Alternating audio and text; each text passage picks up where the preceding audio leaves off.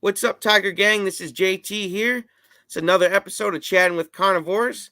Today we got Lynn from Midlife Carnivore. How you doing? Great. Good to be here. Yeah, I'm excited. We were pre-chatting already, guys. We're just so chatty as carnivores now. Maybe it's all the energy. What do you think? Are you extra chatty now as a carnivore? Is that just me? It's getting more and more on my channel. I think the mental clarity is definitely improving with me as well. So I've last couple of videos I've posted, I've had to make comments about how, man, I'm really chatty and I keep going on, but I've got a lot to say. So Well, and you're making a lot of moves, and you've lived some life, so you should have something to say, right? yeah, Especially with all this energy. I've got 55 years worth of backlog of unhealthy eating. And so I've got a lot of backstory to tell. Well, where are you from and where are you at, Lynn? So I currently live in Washington State. Spent the first 45 years of my life in California, Hmm. in various places. But yeah, my husband and I, we and family kids moved up here in 2013, and now we live in the beautiful Puget Sound area of Hmm. Washington. What's your favorite part about it? Just the natural beauty, and the weather is cooler, which I appreciate because we live mostly in the Central Valley of California and it gets really hot there. Hmm. And I'll share a little bit about my medical condition, but heat is a big trigger for my symptoms, and so I need to be in a cooler climate. So this is really, really good for that. Hmm. Yeah. It's interesting. I like that answer. Let's see here. So, take us back. How did you grow up, Lynn? So I had my parents were in their early 40s when they had me, and I had older siblings. Like my sister was 20 when I was born and my brother was 16, so she was already out of the house. So for the most part I was raised as kind of an only child. I had nephews, but my parents grew up in the Depression era. So they're both deceased now. But they grew up in the Depression era. So like I was not an overweight child at all, and not an overweight teenager. And I grew up with, my mom was a stay-at-home mom. She always cooked like 3 meals a day, and her whole thing was the 4 food groups. That was the thing. You had to make sure you had the 4 food groups in each meal, but the portion sizes were really small. In fact, looking back, I'm thinking, wow, it was like Depression era mentality of serving food. So I'd maybe get a tablespoon or a little more than a tablespoon of whatever it was she was serving, but she had some variety. But I was not overweight. I did go on my first diet when I was a freshman in high school, but it was because I was one of those girls that developed early. I had all these size 0, size 3 friends, and I was like a size 9, 10, and I thought I was fat. Mm. And so I went on a really restrictive diet, and lost about 20 pounds. Wow. But then my dad actually told me I looked like I wasn't healthy and that I was too thin. And I'm tall, I'm 5'8", and I was down to like about 140 pounds, which was a little thin for my height and my structure. So I quit eating like that, and I gained the 20 pounds back, but I was pretty much fine until my junior year of college. Now I gained a little bit of weight when I first went to college, but I was pretty active.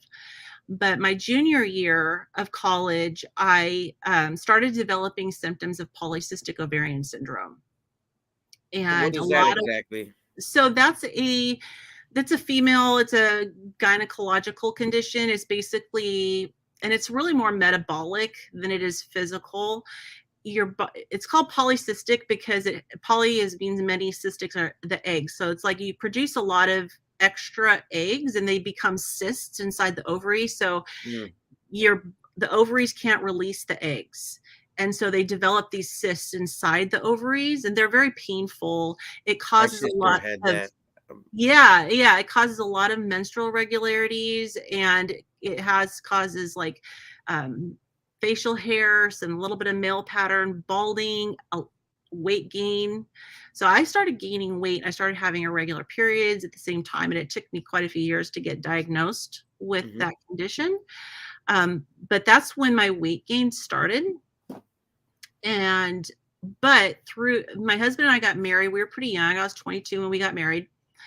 And in fact, this Sunday we celebrated our 33rd wedding anniversary Wow, just a congrats. few days ago. Thank you. You guys have any Um, special meal? we did. We did. There's a fairly new restaurant in the area called Rare Society, and Oh, it sounds like is something I might be interested in. Rare Society. it's nice, and it's nice too. Well, it's expensive, but I'm they assuming they're talking steaks, right? oh yeah, they serve everything a la carte too. So we didn't have to order a meal with side dishes. We could just order. So I had like a Wagyu Denver steak with A Wagyu butter Denver? and salt. It was unbelievable. Ooh. It was so good. And yeah, so we went there, and we went to the state fair and looked at all the garbage food, didn't touch it. But The smells are tough, aren't they? I didn't have any problem, For me, honestly. it's the buttered popcorn. It's the one thing I smell and I'm just like, ah. Well, see, I we took a big we we didn't even go near that stuff. You know, we looked at it from afar. It's like, look at all the garbage. We're gonna go this way, right? Yeah, good for you. Yeah. But so in my 20s, I started really gaining weight because we Mhm, had got married, we wanted to have kids, and infertility is a part of polycystic ovarian syndrome. mhm. And so I started going through fertility treatments, and the weight just picked up. And we did artificial insemination 4 times, and it failed. Our insurance wouldn't cover in vitro. We didn't have a whole lot of money. So, and it was just the emotional ups and downs of going through fertility treatments were depression set in. I started having also severe anxiety, major panic attacks. And at the time, I had finished college. I got my first, well, I have 2 bachelor's degrees, but I got my first one in accounting. And then I wasn't working in accounting yet, but I was actually doing some high school teaching in high school. And I would have to step out of the classroom because I was having a panic attack. Mm. But that definitely didn't help. But we decided to adopt. And so our kids are adopted. We adopted them from foster care. So we went through the FOS Adopt program. That's great. So Just they a were, side note, I think there's so many awesome kids out there that are looking for awesome parents yeah. that are in that position where if you guys can't have them, it's not really true. You can still have them, adopt them, Oh, yeah, and absolutely. there's just no way you can adopt a kid and not feel like that's your child anymore. At least me, my heart just would be opened Absolutely. a million miles, you know? Yeah, definitely. And they were probably past the age where most people would adopt them when we got them. Mhm. My son was 4. We got him first. And then 2 years later, we got our daughter, the youngest daughter, who's she was 5.5 at the time. Now we didn't know how much they were abused in foster care Mm. and until later. And so over the years it's been quite a challenge. And then we have our oldest daughter. We This is an interesting story. So our youngest daughter reconnected with her full biological sister back in 2017. They hadn't seen each other for almost 20 years. Wow. And she lives in Texas with her husband and kids. And so we're going down for family reunion to Louisiana, and we were going to stop in Texas to see family. So we decided to meet her. And it was like instant bonding. And she had no relationship with her birth parents. They share both birth parents. And just over the next couple of years, we developed quite a relationship. We actually ended up legally adopting her in Aw, 2019. So that's amazing. we instantly got another daughter, a son-in-law, and now she has a 1-year-old. So we've got 3 grandkids. Wow. So, Yeah, yeah, your so grandparents already too, like, wow, that's we crazy. were That's instant amazing. grandparents, and her daughter, her little one who's 1, is the first baby actually literally born into our family because none of the 3 kids were. The other 2 grandkids weren't. So we were so excited when she had her little one. But the challenges of trying to be there for those kids, and especially with my daughter, we were her 12th home, and our son, we were his 9th home. They had been in and out of foster care. We realized later how abused they were. Mm-hmm. It was really challenging, and who's really equipped to handle that, right? You just do the best you can, and we had them in therapy, and it was hard, but my anxiety creeped in. And when I was in my early 30s, I was working as an accountant, and I guess I was just under a lot of stress from just everything in life, and the anxiety got really bad, and I ended up in a psychiatric hospital for 5 days. And like I just collapsed. Like I couldn't go on. And they admitted me because I was convinced that I was going to die. And I took myself there. I just walked out of work. I told my coworkers, I have to go. And I drove myself to the psychiatric hospital. And so I was there for 5 days, and then I was in a partial hospitalization program for I don't even know how long. I couldn't function at all after that. I couldn't bathe myself. I couldn't cook anything, even like something simple like spaghetti. My brain just couldn't process multiple steps, even if it was only a few. So that was a really tough time. Gained more weight from that. It took me quite a few years to recover from that. So that was in my early 30s, and I did recover. So I can definitely attest that anybody who's going through like severe clinical great anxiety, you can recover. I mean, I don't deal with it anymore. But as far as weight gain, it kept going. And I didn't really understand I have throughout most of my adult life, every day I feel horrible. And I didn't know why until last year. So to kind of rewind a little bit, when I was 40, I went to nursing school. And I already had my bachelor's in business and accounting. And so I went into this accelerated program to get a bachelor's in nursing. And I did it because at the time our marriage was really struggling. I mean, we were in bad shape, and I didn't know if we were going to last. And I knew I needed to make more money. And so I decided to go to nursing school. And so I did spend the last part of my career was all in nursing.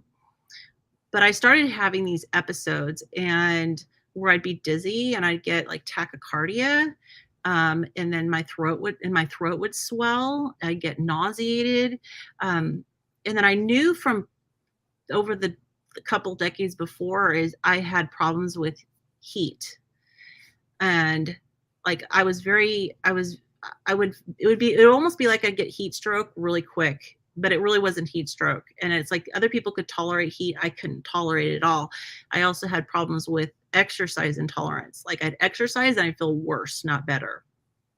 But then I started getting the throat swelling issues somewhere around maybe 2014 or so.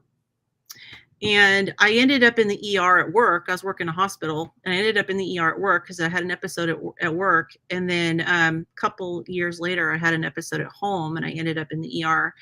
And at that point, they ran some tests, and one of the tests came back positive. It was a test called tryptase. And so I started having more and more symptoms, and I didn't get a diagnosis then. But I finally got a diagnosis last year of mast cell activation syndrome. And I have another hereditary condition that's related to it called hereditary alpha tryptasemia. They're both a mouthful. They're both on the National Institute of Health website as rare. But the more I learn about them and listen to experts, which there aren't very many, but listen to experts about them, the more I'm learning that it's probably not really that rare. And as I'm learning about it, it's an immune system disease. It can affect every part of your body. It explained why I've felt horrible my whole life. I've had systemic inflammation, the weight gain, anxiety, the depression, mental fog issues, gut issues, my throat swelling, the I have all sorts of, like, I could go head to toe. I have had problems and symptoms and very low energy, and it explains everything because your mast cells are throughout your whole body, and mostly in your gut and your lungs, but they're through your whole body. And so my mast cells are misbehaving. They release they do something called degranulate, and they release all these chemicals, and they're part of your immune system. They alert your body to respond to things. What most people understand about would relate to is allergies, because they do release histamine. So people will understand that when you feel horrible with allergies, that's because your mast cells have released histamine, and you take an antihistamine, right? So my mast cells are just releasing all their chemicals. They're very sensitive to the environment. They're very sensitive to different things in foods, stress, or maybe just because. So that's the condition that I have. I ended up needing to retire from nursing earlier this year. And that was after about a year of medical leave. I ended up with this infection. It was like an abscess that I got on my chest, and it was really serious. And it triggered a huge flare of the condition. I couldn't even think anymore. And when you're a nurse, you have to be able to think. So I ended up on medical leave in June of last year, 2022. I don't even know what year it is. And then I ended up needing to retire because I don't know, my doctor didn't really know for sure if I would return to my baseline. But so here I've been, like, June of 2022, and then springtime of 2023, and I've been spending the last year kind of immobile for the most part, laying around, no energy, feeling horrible, trying to recover, and gaining more and more weight. And my husband, we were starting to talk, and I'd been on the carnivore diet before in 2020 into 2021, and it worked. I don't know what I did. I quit doing it. But my husband brought up, he actually sent me the video, one of Amanda from Carnivorous Me, one of her videos, and said, "Hey, watch this, look at and this was, she had already had a lot of progress at this point." And so I watched it and I went, wait a minute, I've seen her before. So I started watching her videos. Like, I went back to the beginning and I started watching her videos. And my husband had decided end of May that we were going to do the carnivore diet again. And so that's my backstory. I mean, it's a lot, but that's how I got here. And so May 31st was day one of both of us going on the carnivore diet. That's great. And how did you originally, you said in 2021 you first tried the diet? How did you first find it or hear about it? I don't know. And it might have been that I might have been Amanda again, because I had remembered her from before, although I don't know if she was doing it then. So maybe to scratch that, maybe not. I honestly don't know, but just with the health condition I have, I've always been, like, I've had gut issues. Like, one of the ways that it manifests is in a lot of gut issues for me. And of course the weight gain, and I've just always have felt like I've got to do something different. And I don't remember what made me start doing it then, but I think it was just, I wanted to lose weight. It was during the pandemic, and I knew that being obese was a bigger risk factor. And so I wanted to lose weight. I wanted to get myself in the best situation I could. I was trying to build up my immune system and, do everything that I could do just in case, I ended up sick. And so that was kind of a big impetus. And so we went on it like October of 2021. Wow. did really well. And then like later in November of 2021, my daughter brought home the bug Mhm. and we all got it. I did beautifully.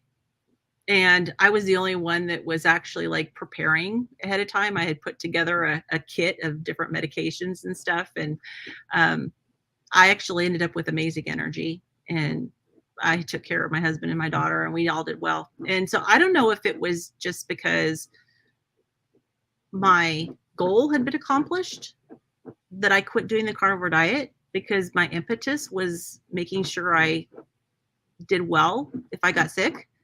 And so when I ended up doing really well when I got sick, I don't know if something in my brain went, okay, I'm done. But I ended up gaining, like, all the weight I had lost, I ended up gaining it all back. Mm. So it was kind of dumb. Yeah. Well, it's hindsight's always 2020. I tell everybody that we can all sit and beat ourselves up because we can all look back at something and we should have been like, oh wow, we should have done this. It's always, but when you're doing something, you Right. can't really see the way forward until you start moving.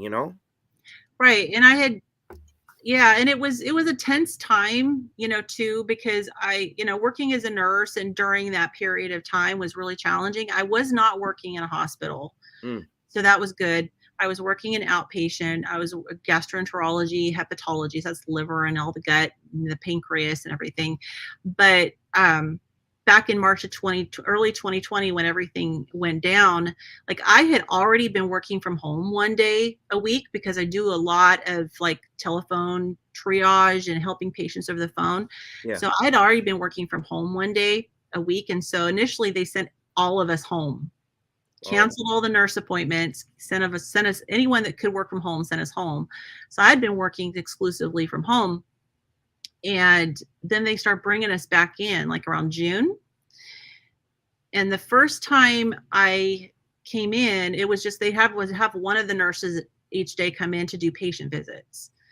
And so when it was my turn, I ended up having a reaction because of the wearing the mask, because of the heat from my breath. Mm. My throat started to swell and I got dizzy and nauseated. I'm like, oh no, this is not going to work. And so I went and talked to my manager and she sent me home. And so I was exclusively working from home for the rest of the time. So like from June of 2020 all the way until I ended up getting that huge flare up from that abscess. So it was, it was still a stressful time, but it wasn't as stressful as if I'd been working in a hospital. Yeah, it's always, I'm telling you, no matter what, life's gonna find something to throw at us, right? Yeah. Let's take a few comments here quick. Symphony Thomas says, hey. Hey. Don says, hello. We're getting a little behind here. Limitless Lindy, hello. How you doing?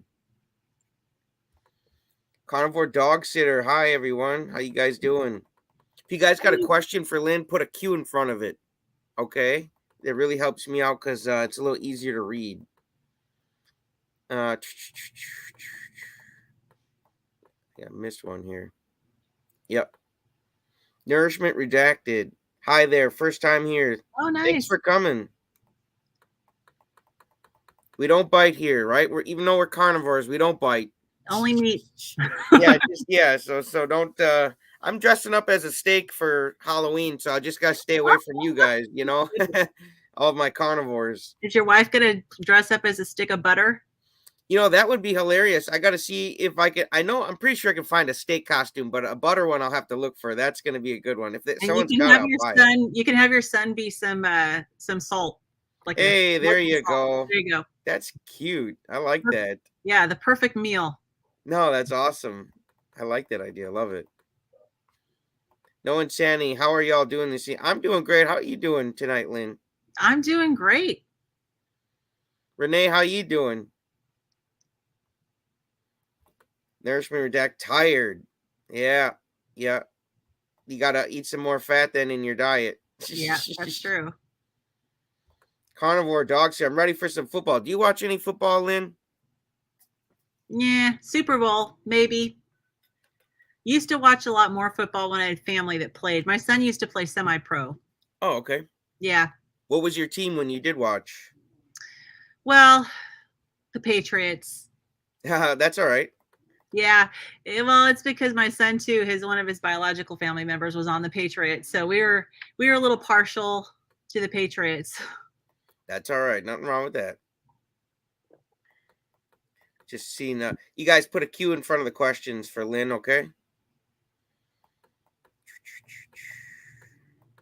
Got a lot of comments here to go shoot my son. Let me ask you something here while I'm trying to what has been your favorite thing about carnivore so far?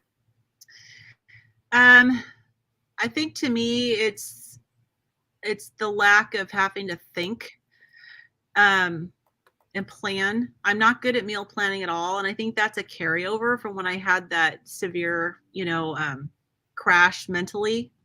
I've never really been very, very good at a lot of things like meal planning. And so for me, it's just a no brainer. I grab some meat out of the freezer every day, and that's what I eat. So, and I'm not hungry. How many meals a day would you say normally you eat? I do basically one meal, but and a snack. OMAD? Yeah, and a snack. And of course, I do buttered coffee every morning. So, Does that help you drink less? You find? drink less coffee. Yeah, if you put Um, butter in it, or do you drink just as much? I don't usually drink more than one, maybe 2 cups a day. So, but what I do think it has done is I think it's really helped with the fat loss. Hmm. And it's also helped me not really be hungry I don't get hungry until later in the day. So someone said hi to us. Hi. Primal Mike, hi JT Mike. and Lynn. Hey, how you doing? But yeah, the buttered You want to take coffee. this one, Lynn? Sure. You have a question? Is there a question?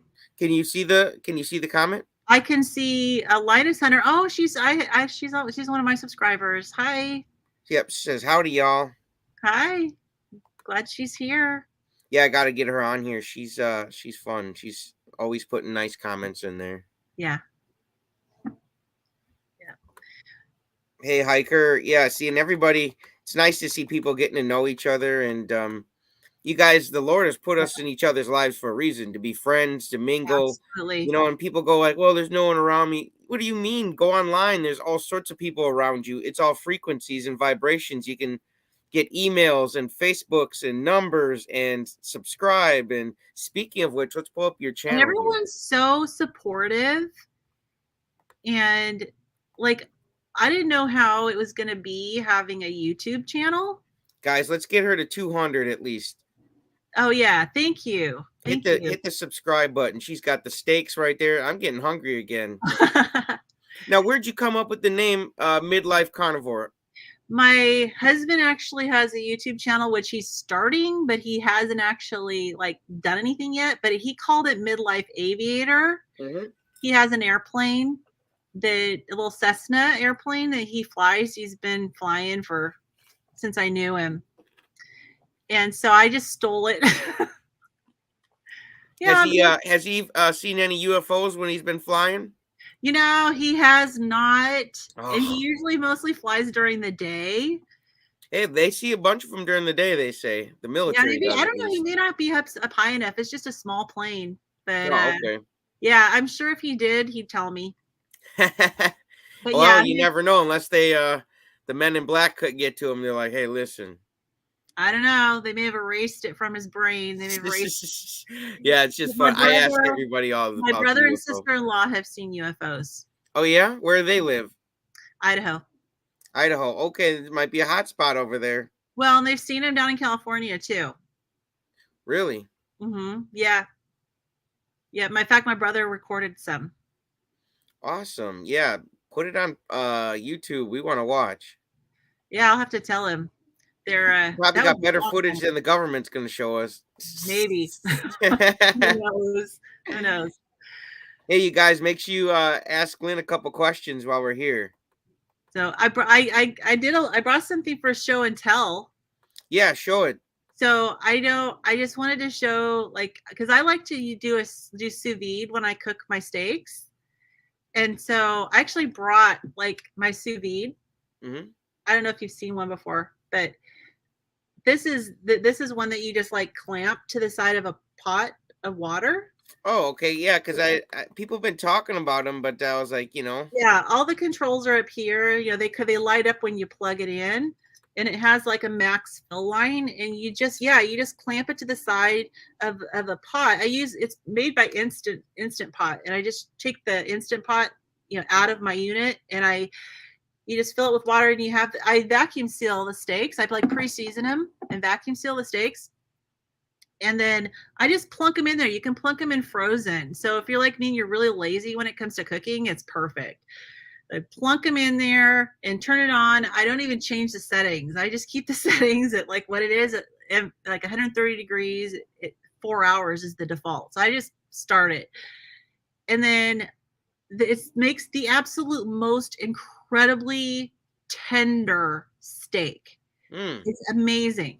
I have to And try. I've been then, hearing everybody talk about it. oh, this was, I know you can buy expensive ones. This one was actually $100 that I got on Amazon. Mm. Buy it. It's worth it. And then I just put What this, brand is it, Lynn? it's the Instant Pot. Instant Pot. Okay, Yeah, well, it says instant, but it's part of the Instant Pot part of line. their appliances. Yeah. And then I finished it off in my air fryer with beef tallow just to brown it. It's better. It's as good as the best restaurants. Yeah, that sounds amazing. It is amazing. And salt, of course. And Carrie was thanks, B Dog. Loved your video with Carrie. Yeah, speaking of that video, Carrie was searing the steaks. I never had them reverse seared, and he was using the beef tallow. oh yeah, beef tallow gives you a great sear. Yeah, Amazing. it was delicious, and I ate that. I ate as much as I could then. That was Tuesday night. I ate part of it Wednesday, and then I finished it off tonight before I came on here for dinner. So that prime rib was, Nice. I mean that And it was ribeye was thick. so big. It It was, was thick. I saw the video. yeah, it was so big. I ate it for 3 nights dinners. Yeah. So I see there's a comment here. I'm always wondering if I am under eating sometimes, and some days I wonder if I'm overeating. So I mentioned to you before we came on, I use a body composition scale, and it's really helpful for me because I found that when I'm eating enough, I'm gaining muscle. And like my husband is notoriously not eating enough, and he actually has lost some muscle. So it's, to me, that's helpful to know if I'm eating enough. But I mean, and then you eat until Get you're on them, say no chicken legs around here unless we're eating them. That's right. Believe me, I don't have a long way to go for chicken legs. But I haven't even really talked about my weight, like how much I've lost. Because I know I've shared a lot about the fact that I gained a lot of weight. But I started out, now the highest I've ever been is 347 pounds. Now I'm 5'8". That's a lot. I mean, it's morbidly obese. When I went on the carnivore diet the first time, I had been doing keto for a while. Mm-hmm. So I had been losing some weight, and then I went on carnivore, and then I ended up around 290, but then I went off of it. And then before I started again this May, I was back up to 337. So sorry, 339. So my scale weight, so every Monday I weigh in, and then I post a video with my results, and I go through the basically the metrics that my scale gives me, and it's so helpful and it's so motivating because And like can you give us the brand name and how much the scale was? so the brand name is Renfo. I can send you a link that you can end up putting in the description. I just got it on Amazon, but there's a bunch of them, but it costs like $35. And there's an app that you download on your phone. But like the scale has me down 28 pounds, but I have gained 12 pounds of both muscle and bone. So my actual fat loss is 40 pounds. Wow. Yeah. So every time I look at it, I can see, and it tells you your BMI, it tells you where your fat is, your subcutaneous versus your visceral fat. It tells you your how much water, percentage wise, how much water you have. It tells your muscle mass, your bone mass. I've gained bone. That's amazing. And for a 55-year-old woman, I need to gain bone. You're headed the right direction. I'm headed in the right direction. So it's really helpful to know what your body composition is doing. Mm. And to see that even though, I mean, and I'm glad with the scale numbers. The scale numbers are fine, but I don't want to get my brain all set on the scale. You Mm. know, to think that, oh well, maybe other people are losing weight faster than I am. But the fat loss blows my mind. It's like That's amazing. it just And totally blows and my mind. how you feel too, you know what I'm saying? Right, right. And I've taken measurements, like once a month I take measurements, and I've lost like 11 inches. That's amazing. Most of it has been around my midsection. That's great. So, Yeah, yeah, I so always put the tape around the fattest part of my belly. I don't care yeah, if it's the waist or not. I was like, I don't care, because my wife was like, well, that's not your waist. I was like, I don't care what it is. I'm waiting. The biggest that's roundest part of right. me is getting measured all the time. I don't That's care. right. Like, what's the point of doing it if you're not gonna, measure the largest part? Yeah, other people they'll skip past. They're like, nope, my waist says this. I'm like, no, no, no, no, no. No, What does your waist say? Come on that's now. right. That's right. Go for that. Go for where all the squishy stuff is. We want to know our results, right? Right, Get right exactly. in there. And don't be afraid of the bad news if the number's bigger than you want it to be. Right, right. Lioness Tiger. So B Dog is JT. No, B Dog is B Dog and I am me. Carnivore Dog Sitter Becky. Yes, was a cool video. Love the goats. Yeah, I really love the goats. They're fun. Carnivore Scott. How's it going? You want to say hi to Carnivore Scotland? Yeah, I don't know Carnivore Scott. Oh, Hey, you do now, yeah, I'm gonna have to right? get to know who he is. That's awesome. There's so many people in the carnivore community. It's pretty amazing, and I love listening to the stories and hearing. It's just, and I mean, anybody on the carnivore diet, I just think that it's so important to listen to other people who are eating this way. You can learn something from everybody. It's very true, though. My coach taught me that. He says even if you learn something you would never do from somebody, there's something to learn from everybody. Oh Even if it's yeah. something you would never do. Well, and even if it's just, I really feel that psychologically Hmm. we have to be taking care of the way we think, because like I'm always preparing myself for like a plateau. Like so far I've been doing really well, like losing something every week, but I'm always preparing myself for a plateau. I'm always preparing myself for bad days and You not gotta let them assuming. go. There Yeah, is and just just know let that those look, plateaus go. like right, and just know that there's going to be times where things are a little more of a struggle, and there's going to be times where things are great, and I just am mentally preparing myself to know ahead of time how I'm going to respond. And so that I don't, because, people who are as large as I am have often been on multiple diets over the course of their life. And every single one we've quit Mm. without fail. Otherwise, we wouldn't still be this big. So I guess from my perspective, I'm doing everything I can do to mentally prepare to not quit, because I quit before. I mean, I was on the carnivore diet before and I quit. So, and it was not even a conscious thing. I just, not even without even understanding why I Mm. quit. So I'm really focusing and trying hard to be very conscious minded about how I'm doing this. And know that first of all, I have to be an abstainer. I cannot be a moderator. It's why keto didn't work for me. I can't have options for carbs, and I have to know that this is the way I have to eat for the rest of my life. Mm. And I have to eat more restrictive than a lot of carnivores, because with my mast activation syndrome, I have to eat low histamine.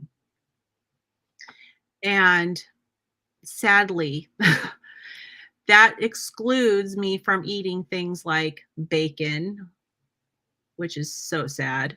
I love bacon, but any aged meats, smoked meats, same thing with cheeses, eggs, smoked cheeses. I shouldn't be eating egg whites Mm. because they're high histamine. Egg yolks are great, no problem there.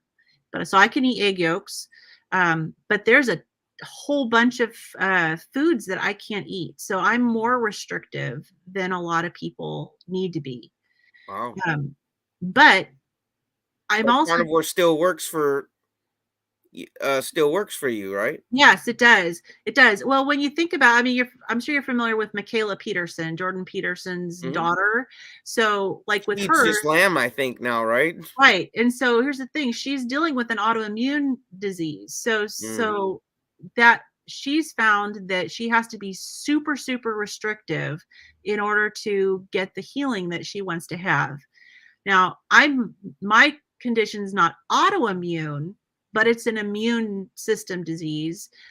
To my knowledge, I don't know if there's anyone else in the world with my condition who is online with YouTube doing carnivore and reporting on the results.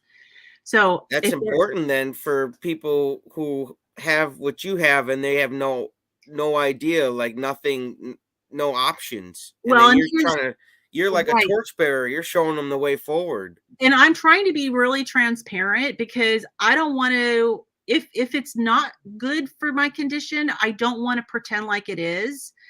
But so far what I'm finding is that I have to be more restrictive as well.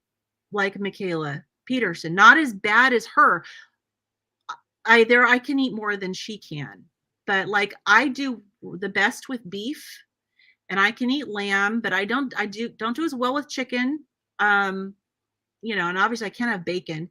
But one of the things that I'm also trying to share is that this condition, according to the leading experts, possibly up to 1 in 6 people have it Mm. and don't realize it. Because 99.9% of doctors out there may have heard of it, but they don't know how to diagnose it. And so it's not in the forefront of their minds and so just for anybody watching, one of the things that I try to convey is that if you're one of those people who has had gone, like I had gone to 17 different specialists over the course of my life, and tests came back, either they came back negative and the specialist said, it's not this, so move on to the next specialist, or I'd get a diagnosis of something, but the treatment didn't work. And and I know, like, after I got my diagnosis, I thought back and I went, wait a minute, I've talked to patients, lots of patients who are so frustrated with the doctors because nobody can give them answers. And there's a lot of people like that are out there. And so I guess I'm trying, because I know that it's way more common than originally thought. I'm just trying to help raise awareness that this is an actual condition. And if you feel horrible and you've got all these symptoms and nobody can figure you out, Mhm. maybe pursue a workup with this. Now you need to go see an allergist, and hopefully the allergist knows what this is. Um, but it took me, from the time I had my first positive test, it took like 6 years for me to get an actual diagnosis. Wow. Yeah. So, and they're still trying to figure out for sure like what treatment works, but it's like it's kind of individual. So I'm actually seeing a naturopathic doctor to, you know, but it's, for me it's just like I need to modify the carnivore diet to what works for me. And I did a video on my channel about a low histamine approach to the carnivore diet, because there's people with histamine intolerance as well. Mhm. And histamine intolerance mostly presents with gut issues. So some people may be on the carnivore diet, they may try it and they say, oh, well, I can't do it because either it's not working or like I'm still having gut issues. It may not be that it's not working. It may be that you have histamine issues, or it may be that you have an undiagnosed condition. So I know my channel right now is pretty small, but I just want to put the information out there because as a nurse, I want to help people. And if it's this common, I want people to know. And then I am putting myself out there as in, the experiment of the carnivore diet, just to see how does it work with my with mast activation syndrome. Absolutely. Can it No, I work? think it's very important because there's probably someone out there who's like, man, what do I do? Just real quick, Carnivore Scott, thank you so much for the super chat there. Loved your video with Carrie at the homestead. You really found a friend in the goats. Yeah, I love the goats, man. Those are awesome.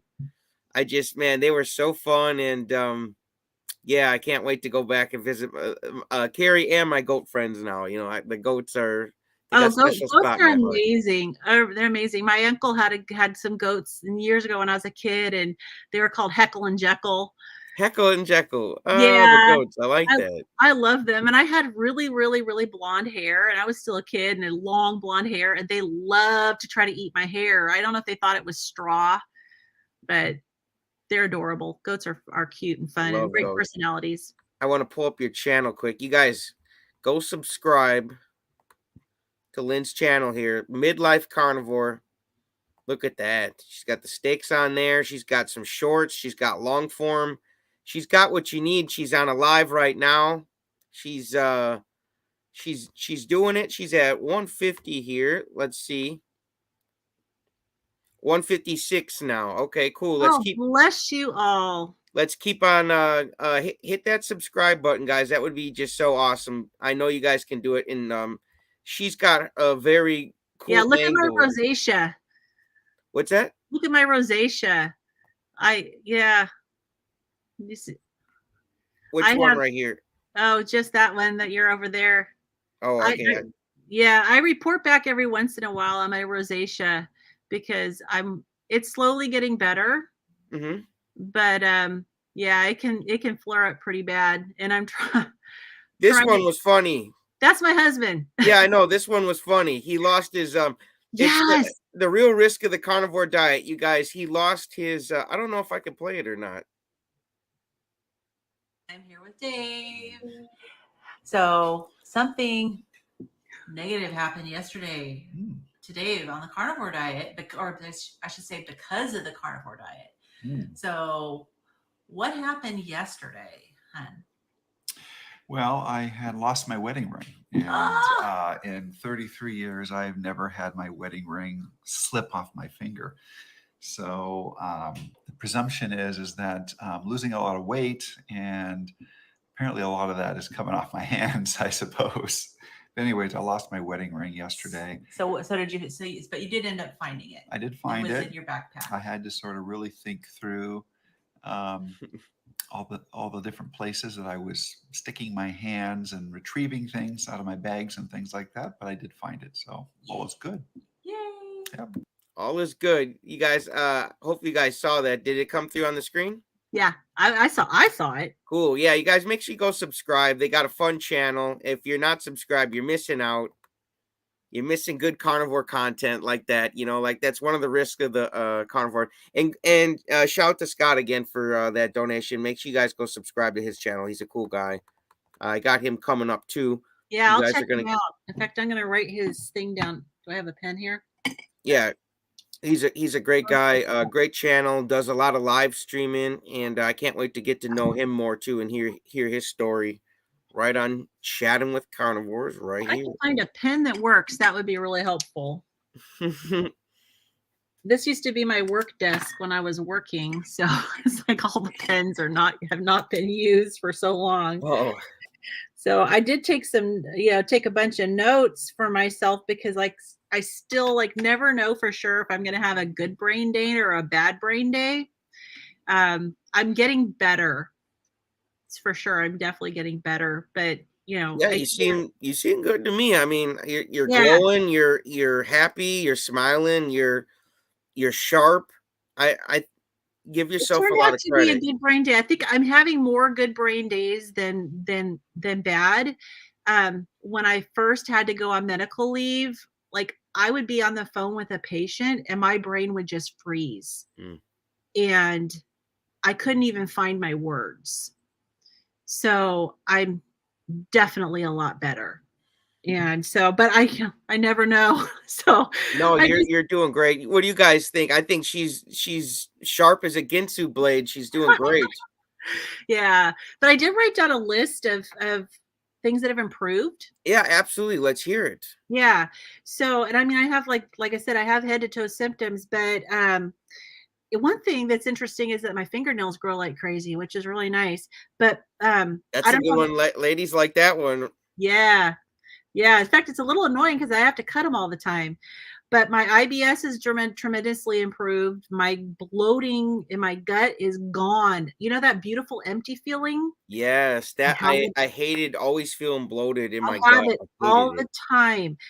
And when it comes to energy for me, because with my condition and the energy, low energy is just a baseline. One of the things I've noticed is that before, if I thought about getting up and exercising, it would drain the life out of me. Mm, And now I actually want to get up and go like take a walk or something. I've actually had a few times, and it doesn't happen often, but it's getting more and more where I have this overwhelming sense of well being and vitality. mhm. And for someone who's been in pain and felt horrible every single day, like my husband would ask me, "Do you have good days?" And it's like, "No, I don't have good days. That I'm was me. having good days." And that's pretty incredible. My joint pain, my muscle pain, I've had a lot of bone pain, that is gone.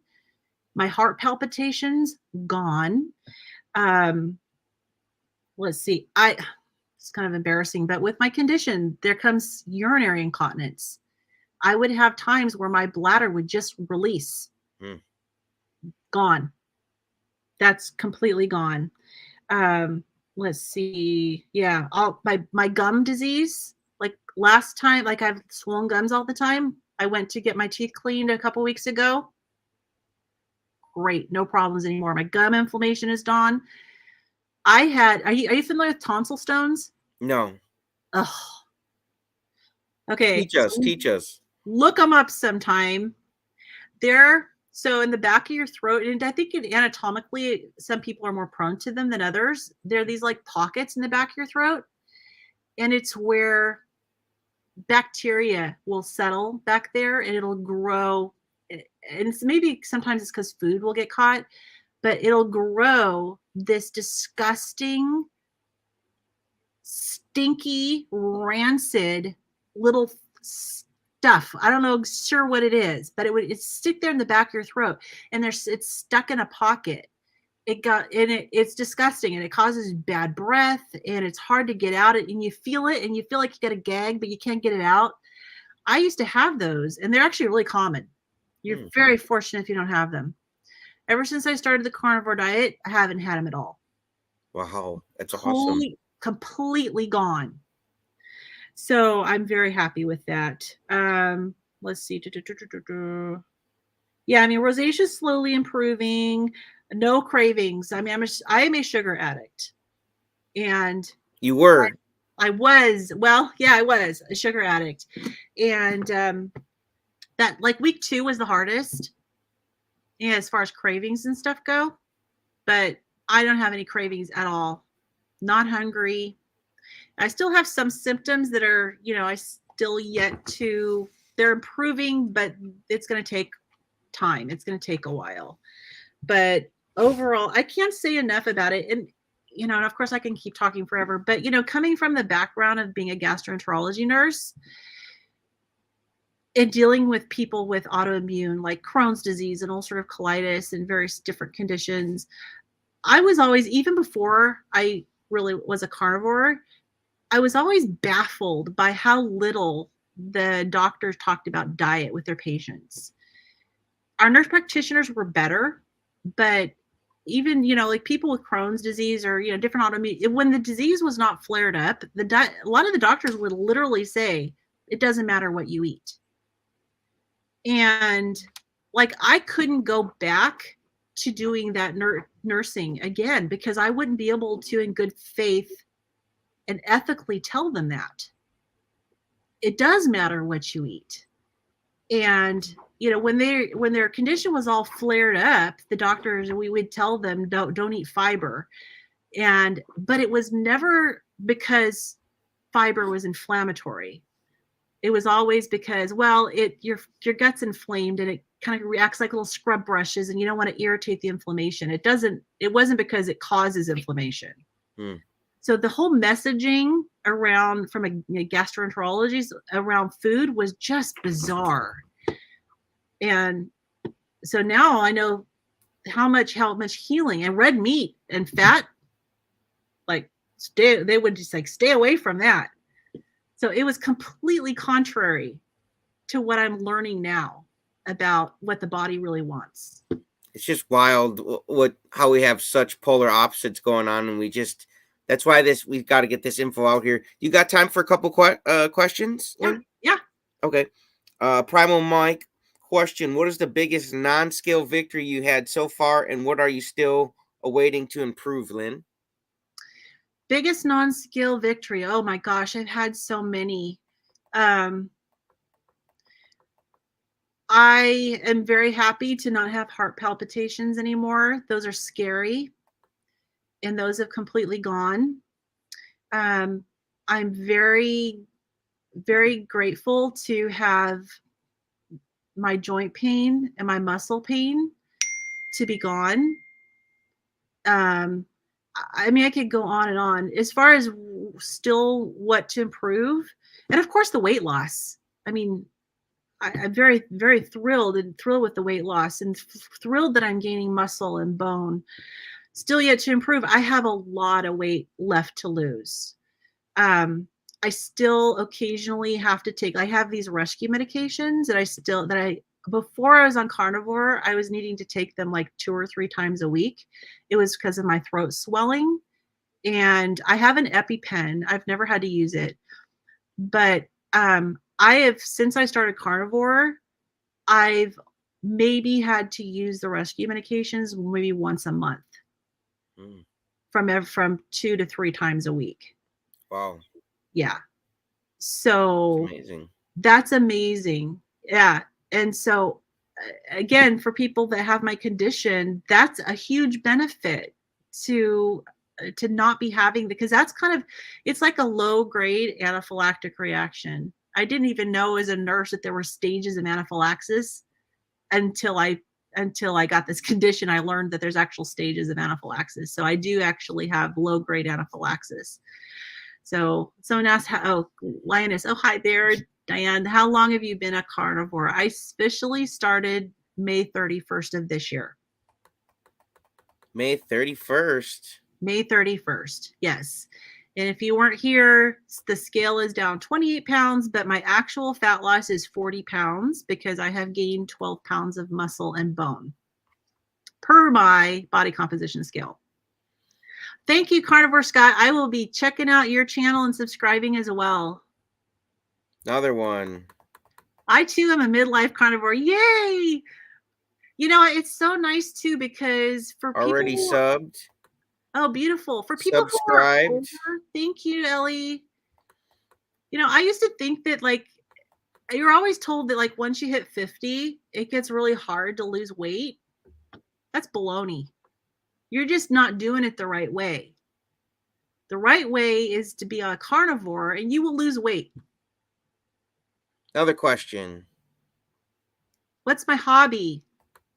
It's really hard to have a hobby when you've been ill, but I have boring, old lady hobbies. I crochet and I read. I've been lately trying to read some old classic books, but yes. What's your favorite book, Lynn? My favorite book is actually the Bible. That's a great book. It is. That's the book that has my heart. It's the #1 selling book, I think, of all times. Absolutely. Should be for right reason, right? It's the guide to my life. So, but I have been also, I've been reading some classic books. I've been into I've been trying to navigate some Russian literature lately. I like to challenge myself mentally. My mom had Alzheimer's, and we went through 11 years of her with Alzheimer's. And so I've always wanted to create new neural pathways in my brain. So I'm always trying to challenge myself. That's how you do it, is by reading and keep raising your awareness, you know. Yep, absolutely, When you absolutely. start Trying to firing on different frequencies, it's keep a my beautiful brain thing. healthy. Absolutely.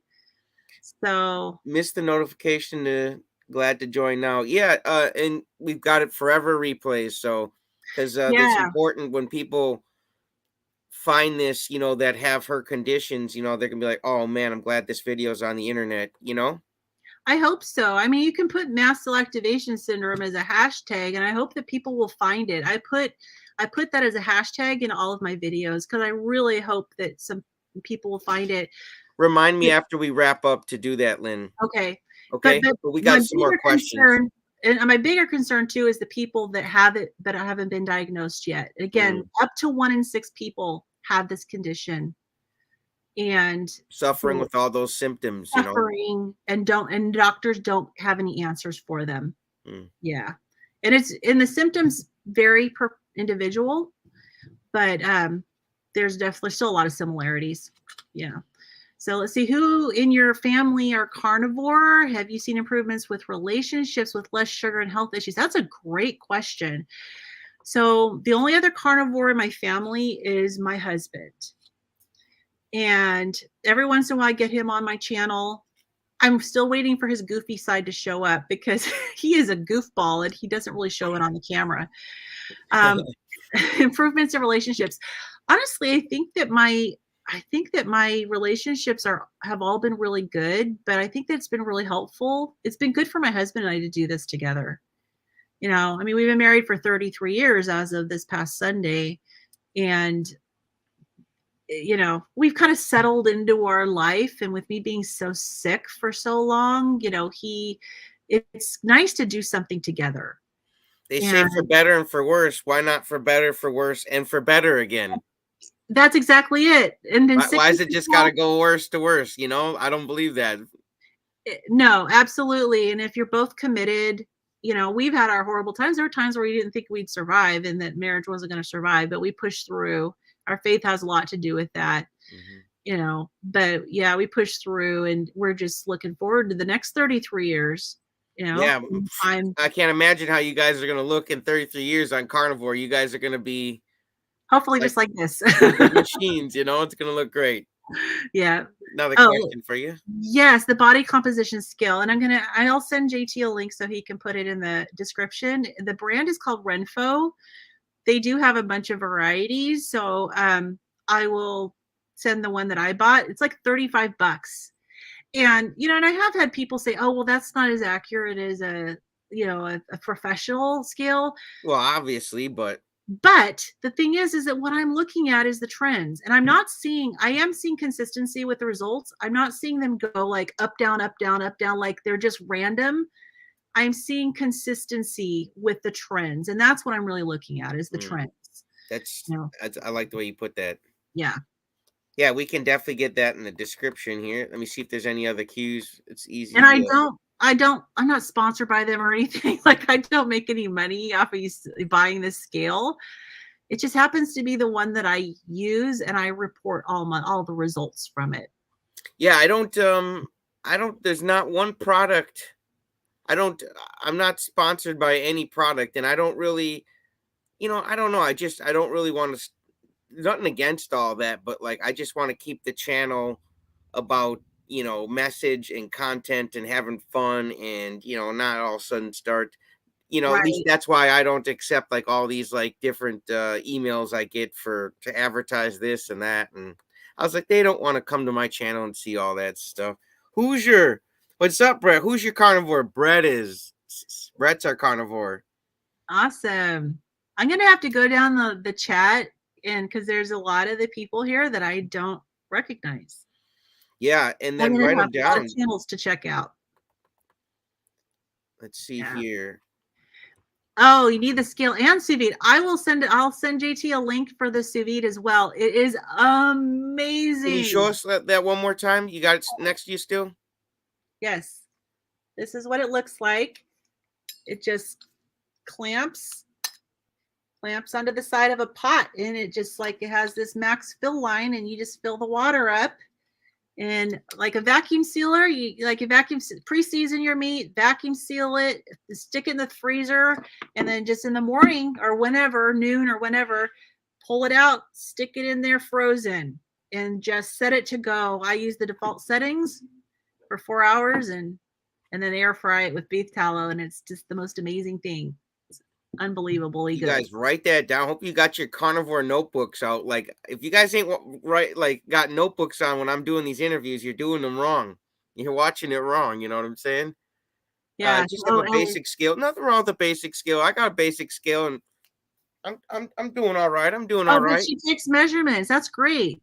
Yes, because that way, if the scale does go up, but your measurements went down, you know you still burnt fat, but you probably gained muscle. So I think there's value in doing both. Absolutely. Let's And just it say just helps your mind not to freak out too when you can see the composition changing. Mm-hmm. Yeah. JT So looks great in the video, Cares. Thank you. yeah, you look thin. Thanks. Yeah, then I want to Yeah. start. I want to start bulking up though. I don't want to look too thin. You know what I'm saying? Right, but you look lean, which is Okay. good. Yeah, you don't look skinny. You look lean. Yeah, I don't want to start looking at what's those twins that were in Full House. Oh yeah, the Olsen twins. Yes, I don't want to start looking thin, you know? Oh, my skeleton couldn't be that thin. You're funny, Lynn. Let's see. I have a waist and a belly result. I take measurements every 30 days. Lost almost 30 pounds, over 20 inches in 4 months. Wow. Awesome. That over 20 inches in 4 months. That's incredible. That's insane. I guess my question would be, are you working out? I mean, or is this just the diet? Yeah. Yeah, Like, let us know. I don't really work out. Like, I can't because I have, exercise intolerance, but I've been taking walks. I had one of my viewers call me out because I was so out of shape and tell me, I could tell you don't take walks, because I recorded myself taking a walk and I was pitiful. So I've actually been encouraged by him. I've been walking more and I'm getting a lot better. That's awesome. Yeah. You're headed the right direction. You are. Viewers help. Like, making comments and stuff really helps. That's why this community is great, and it's great that people keep making the community great by keep subscribing. Like, if you think you've already subscribed to enough carnivore channels, you haven't. Like, the universe has put all these, God, whatever means to you, it's put all these things in front of you to bless you with, and you'd be crazy to not keep subscribing, to not keep liking, to not keep watching, to not like keep it and commenting. share it. Yeah, I mean, the YouTube algorithm is what it is, but if you really we are the algorithm. It responds.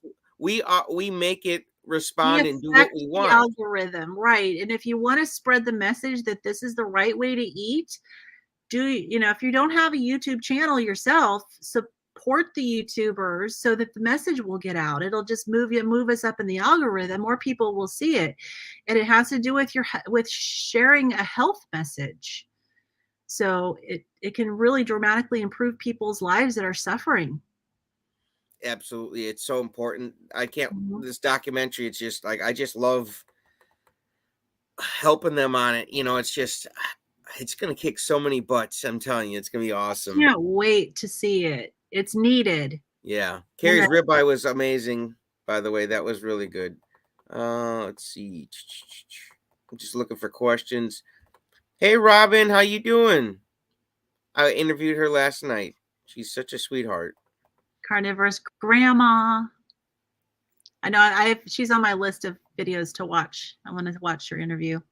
Yeah, she was so much fun. I have fun with everybody, really. Like, I haven't had somebody on here that I haven't had fun with. So it's just that should be a testament to the carnivore energy. You know what I'm saying? Good crowd. I'd love to. Now, are you gonna go on the carnivore cruise? Where are we cruising to? Let's see. I think it's out of Galveston, and it's like Caribbean. I'll have to think about that. Yeah. Oh, I think I have a histamine issue too. Oh, okay. Watch my video. I just posted it, I think it was last week or so. Watch my video on the low histamine approach to the carnivore diet and comment and stuff. And She's I got a will, solution so you can still do carnivore and have it kick butt for you, but you don't have to deal with your rosacea. and I have a link in the description to the list that I use, which is actually put out from Switzerland. And it's a very, very comprehensive list of low histamine, like what's the histamine content of foods. Every list is subjective, and I explain that in my video because it's based on people's perception of how they respond to food. But I'm on Facebook groups for people with my condition, and this is the list that they said that they find most accurate. So What do I you have think about what Brett's got to say? let's see. Histamine is probably it. That's why the line. Yeah, yeah. Do you think the lion diet is probably the best route for histamine? It's the lowest histamine, and everybody has a histamine bucket. It's kind of a metaphor, and everyone's bucket is just genetically predetermined as far as the size of it. So some people have this massive, huge, it can handle a lot of histamine. Other people, like someone with a peanut allergy, like would have like a thimble size bucket for peanuts. A little bit of peanuts and they're in anaphylaxis, right? But most people that have allergies or other histamine problems, like what happens is that you will feel fine, but your bucket may be getting full. And this is why it gets confusing for people because they're like, well, I can eat this one time and I couldn't eat it another time.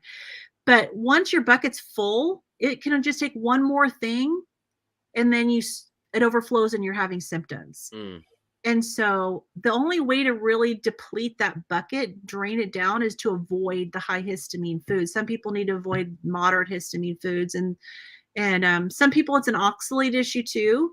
So I think it's just really good to be educated on what foods are higher in histamine, and if you were concerned that maybe it might be a histamine issue, use the list. And I did in my video, I gave some examples of what high histamine foods are, and they're rated like from 0 to 3. So I gave examples of each category of what the high histamine foods are, what things are better to eat, and I even did a little quiz at the end so you can see if you can compile a meal. Oh, low wow. You're histamine hooking meal. it up, Lynn.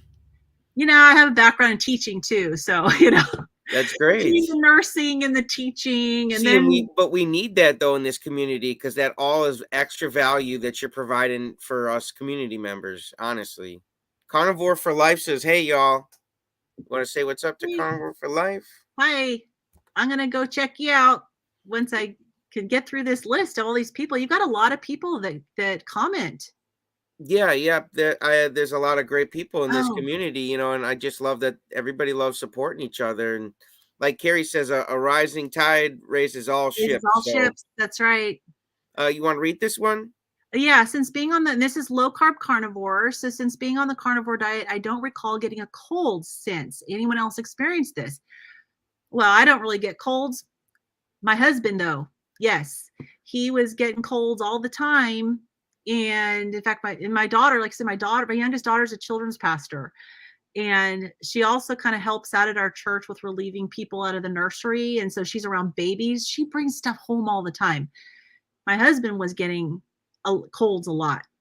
And ever since he started the carnivore diet, he hasn't had a cold. Wow. Yeah. So carnivores don't get colds. That'll be our next T-shirt, Lynn. I don't know. It's doing something to I your love immune it. system. I know it has to be doing something to the immune system. Well, it is because your immune system is not focused on fighting the inflammation. Yeah, So, no, it's there's got to be something to it, right? absolutely. So, What is this one? No ills for over 495 days carnivore. wow. Wow, that's great. That is awesome. I had a terrible cold a couple months ago. Was that when you were carnivore, Robin? Or non-carnivore?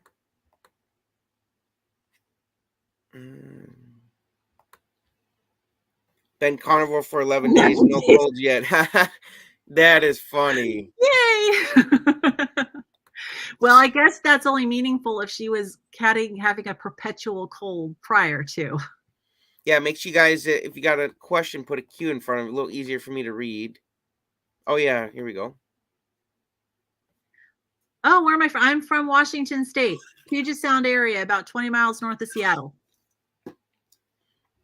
And, Amanda from Carnivorous Bee is also from Washington, and she has monthly meetups. And I actually went to one of her meetups recently. Oh, So did you? there's a carnivore community around here. Yeah, I've gotten invited to a couple of them now, but the problem is I'm always interviewing people on Chatting with Carnivores. So I'm like, because and they usually want to do their cookout around night, and I'm like, man, I've got people to serve. You know what I'm saying? Well, but Like you I'm here also to need to serve. take time out for yourself too. So That's true. That's don't true. burn out yet. Go to I things just you love want to go doing it to. though. You know what I'm saying? Yeah, but definitely take time out for yourself, That's because true. we don't want you to burn out. That is true. Are they all male goats? Yeah, Kerry had all male goats, and he was saying that one of his homestead buddies was like, "What are you doing, dude? Because if you have the female goats, then you can make like goat's milk soap, and you can Right. have goat's milk. You can do all sorts of stuff with the females. The males just kind of he says they're useful because they can kind of cut some grass. He says, and then people like feeding them for like a petting zoo. So they're not totally us guys, us dude goats aren't totally useless, but And they're good for making more goats. yep. Yeah. Carnivore for life. JT, love the emotion, my friend. So relatable for all the carnies. Yep. Who's your sub? Yeah, let's pull up our channel one more time. Let's see where you're at. Let's see the numbers here, Lynn. I appreciate it. Let's refresh this. Ooh, 166. So it went from 156 to Beautiful. 166. Nice. Beautiful. Guys, if we can get her up to 200 tonight, that'd be awesome. Let's go. Yeah. I mean, one of these days I'd love to be able to monetize because I've had to retire, so I have no income now. You guys, that's even more reason to type in Midlife Carnivore and then smash it. Yeah, I mean, I'm on disability right now, so I do have a little bit, but it's nothing like before. So I like that logo sticks out. It's catchy. Oh, thank you. It's it's like catchy to the eye, very poppy. Pops right out. Thanks. Let's see here. So who's your carnivore? I love his photo. He looks like a fun guy. Robin says sub to Lynn's channel. Thank you, Robin. Thank you, Robin. I'm gonna check your channel out as well. She said interested in hearing about the histamine stuff. Oh, here's another question. You want to read this one, Lynn? What do you do for your rosacea? Mine is getting better on the lion diet, but it's slow. Yeah, it is definitely slow. I mean, the typical things for rosacea are still important, like, avoiding sun exposure, wear sunscreen when you're out. I don't wear makeup because I'm very sensitive, but I also don't wear makeup on my channel because I'm not wearing any makeup now. I want people to see how my rosacea is going. But I think that the dairy could be a component as well. I have cut out all dairy. I don't drink milk anymore. None of that. Yeah. And now milk, and from a histamine standpoint, milk is low histamine. But when it comes to things like cheese, look on the package, the ingredients, and if it says cultured, which most cheeses use cultured milk, then cultured means fermented. And fermented foods are completely incompatible with somebody with either histamine intolerance or mast cell disease. So cheeses could be a problem. So you can do a trial and see. I mean, there are some cheeses that don't have the cultured milk.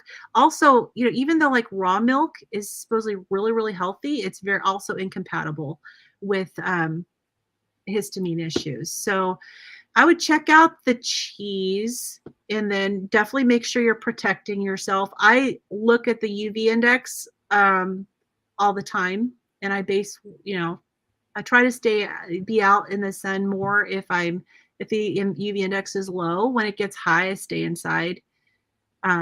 It can cause the rosacea to get worse. It could also cause me to have a mast cell reaction where I get dizzy and my throat swells and stuff. So. Thank you. Another sub. Thank you. Thank you, D. Lee. Yes, it means everything. Oh, thank you, Susan. Thanks, Susan. You guys are awesome. Keep subbing to Thanks the for channel. I amazing. know we can get her up to, what did I say, 200 or Yeah. what? Yeah, you said let's do it. I so appreciate it. Because Carnivore dog sitter. I love dogs. I've got one of my dogs at my feet right now, and the other one is What kind of dog do you got? So I have two. I have little dogs. I have my little dog Gracie, who sometimes makes an appearance on my channel. She's like a Chihuahua Bichon mix. Mm-hmm. She's 16, and then she had a couple puppies. We lost the other one. They're not puppies anymore. But we have Max. He's a Chorky. He's 14. A Chorky. I love that. Yeah, he's a Chihuahua Yorkie mix. And yeah. So yeah, subbed already. I know she's already subbed. I can relate to that. My wedding ring is too big now. Yeah. I told my husband we're going to have to get his wedding ring resized. You got everybody on it, Lynn. Limitless Lindy. I should try my wedding ring. Haven't even thought of that. Oh, maybe she couldn't get it on before.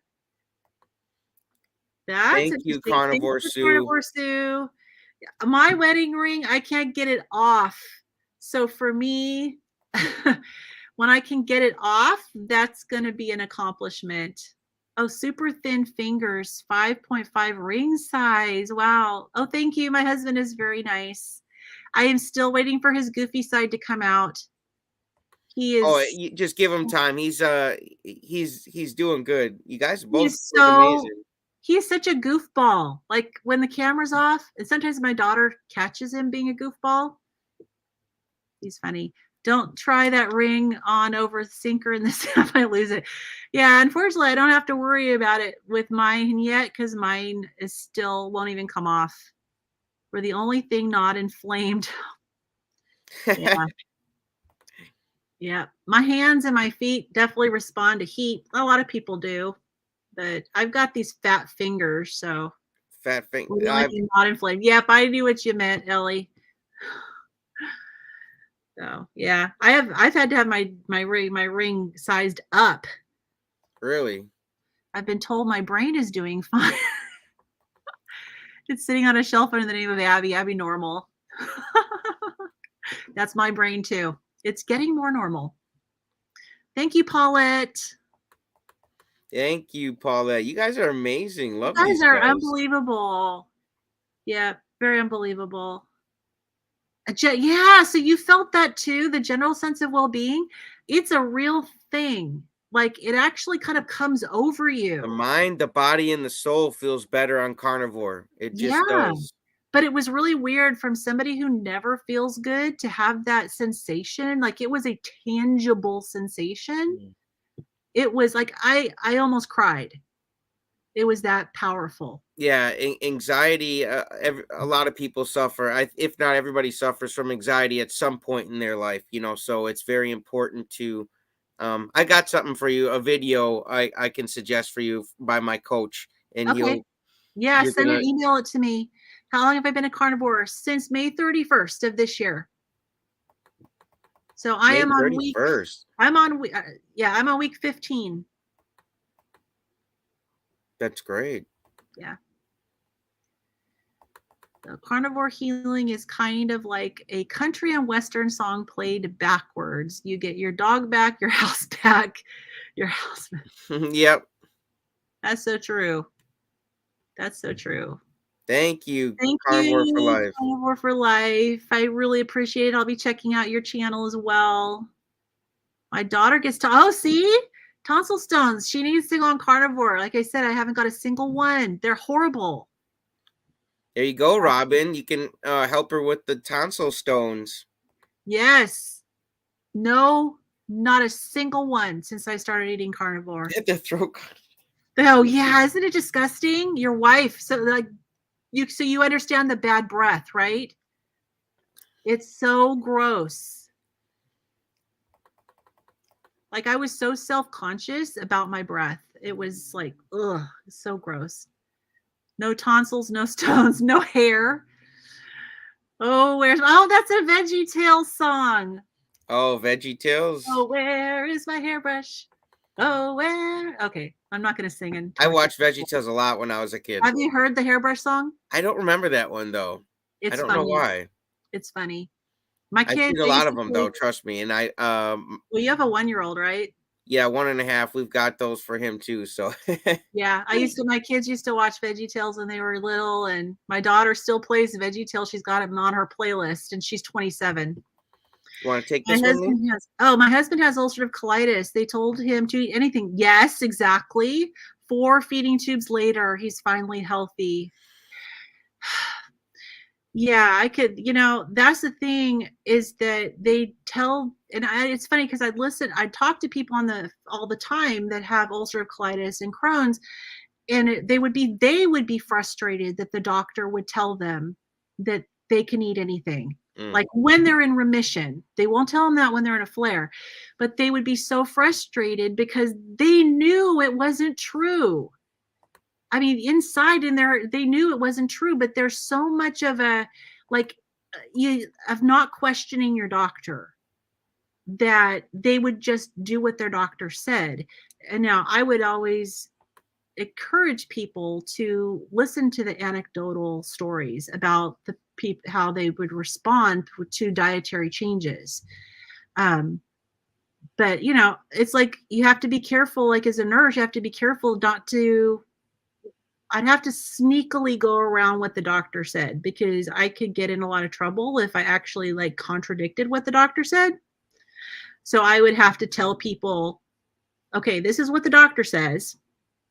And they would go like, really? We could just eat anything? I said, well, if you would like to further investigate, I'd give them some resources.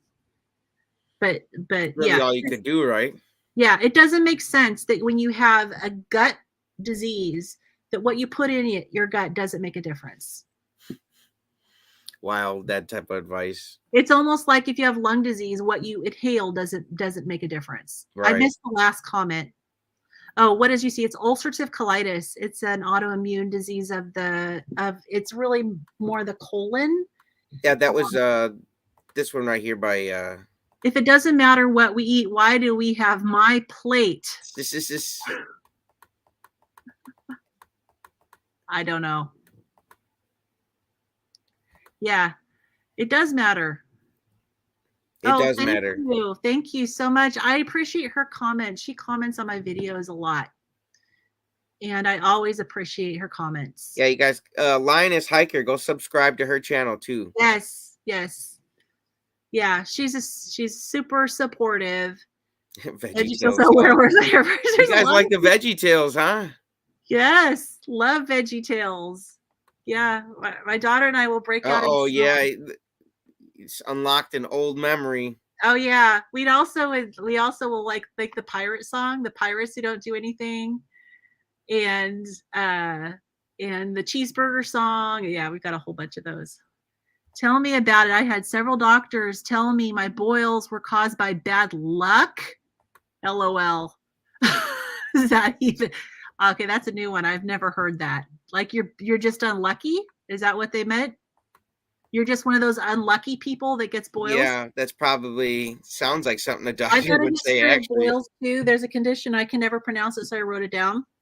It's called hidradenitis suppurativa, and it's a skin condition, and you get these really painful. They're kind of like boils, but they kind of tunnel. That's gone too. Wow. Yeah. Todd is in here. Love Todd, man. Shout out to you, Todd. Awesome. My dude. Yeah. Yeah, I love Todd. He's cool. I'm gonna have the next week checking out all these YouTube channels from. I'm so proud of Todd. Like he was I think he said 715 pounds, maybe bigger. I think I saw. Didn't you interview him recently? Yep, and he's just such an inspirational guy. I'm telling you. He's got him and Bill connect. It's so awesome. Yep, I watched that. I watched that interview with him. That was great. It makes me feel like when people that weigh that much can lose that much weight, it gives me hope that I will continue to lose weight. Because there's doubts that come to my mind. Like when you've been as heavy, morbidly obese for as long as I have, and you've failed and or quit so many diets over the years. It's hard to see yourself winning. It is so hard. Yes. And so I You still just have to struggle. take it one day at a time. To see yourself winning, winning is going through a whole day of saying yes to soda and no to, saying yes to water, no to soda. It's going through a whole day of saying, no to the ice cream and yes to the meat. That's what winning looks like. Whether Yeah, it You don't have to lose the weight all at once, but that's what winning looks like. It looks like making right. all good decisions in a day, the best decisions you can make in a day, and laying your head down and saying, "I did the best I can do." That's That's what right. winning looks like. That's right. And feeling better. It's not Hmm. always about the weight. I trust, and I mentioned this in my last video that I posted. I trust that if I just keep doing this, my body is going to settle where it's meant to settle. And I don't need to worry about it. I just need to No, let give go and let myself, God. Just do it. Take the steps, make the decisions, and then watch the magic happen. yeah, exactly, exactly. And just don't worry about when the weight's going to come off, how long it's going to take.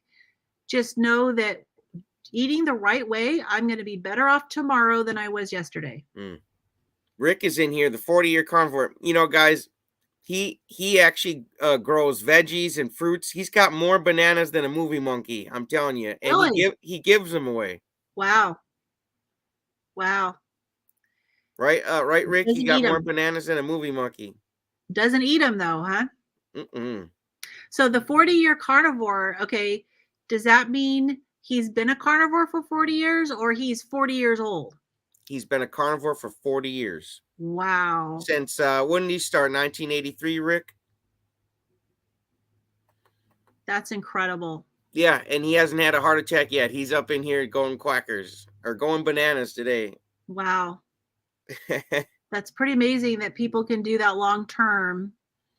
So Rick we do says have he has been listening outside as I try and remove a transmission. So they're listening in the garage. awesome multitasking.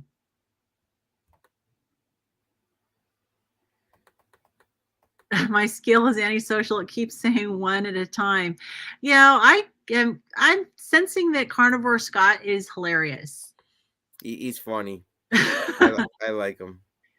He's lean and I am skinny. Oh, so he's a skinny dude.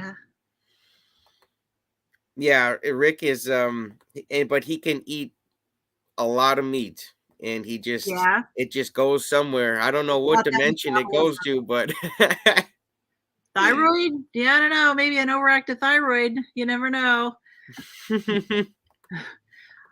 Let's see. I'm not working out at all. And I have a 3-year-old and a 1-year-old. So I do run them around, around them.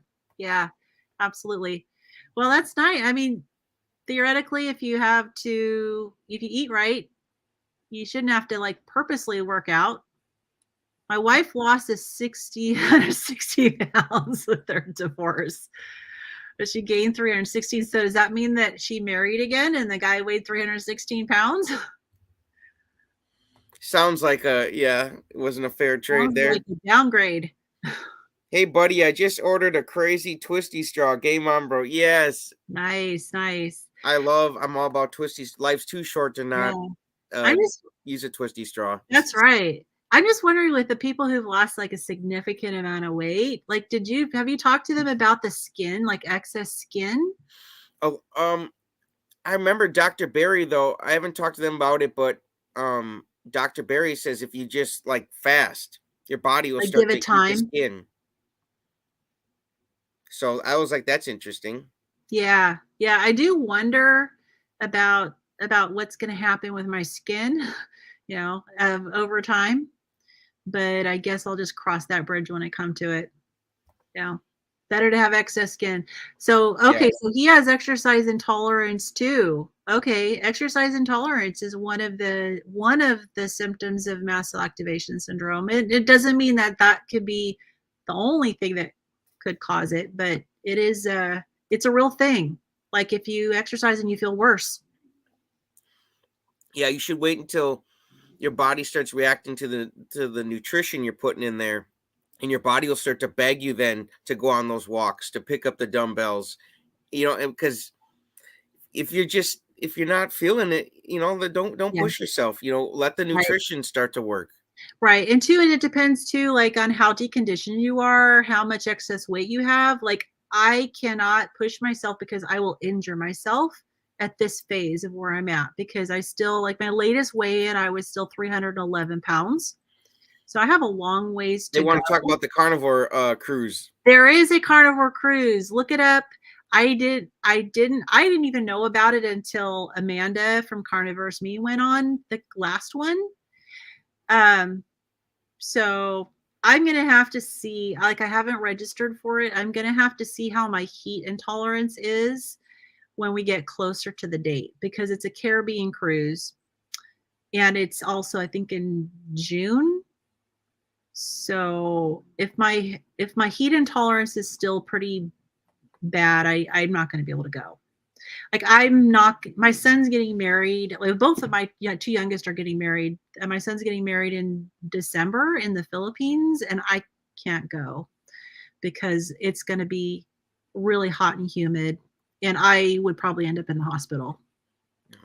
So, we'll see. But look up the Carnivore Cruise because I heard the last one this year was fantastic. I'm gonna look it And up. like Dr. I didn't hear Barry. about it tonight. I'm looking it up. Oh my gosh, like Dr. Barry's there and all these people, these big YouTubers, carnivores, they go. So it's just, if you want to meet all these people, it's like the whole carnivore community comes together. What better way when they're stuck out in the ocean with you? Yeah. And I'm assuming the food's awesome. Doing great. Crazy thing happened today. I got booked to do an interview with a goat. Oh my gosh, seriously. God, good for you, bud. You deserve it, dude. You deserve it. And he lives in my town. Oh yeah? Mm-hmm. Baker? Mm-hmm. That's awesome. Yeah. Yeah, you guys, Todd, he's such a nice guy. I was interviewing Nia and he was messaged me about, his progress and I was like, wow, that sounds like such a beautiful story.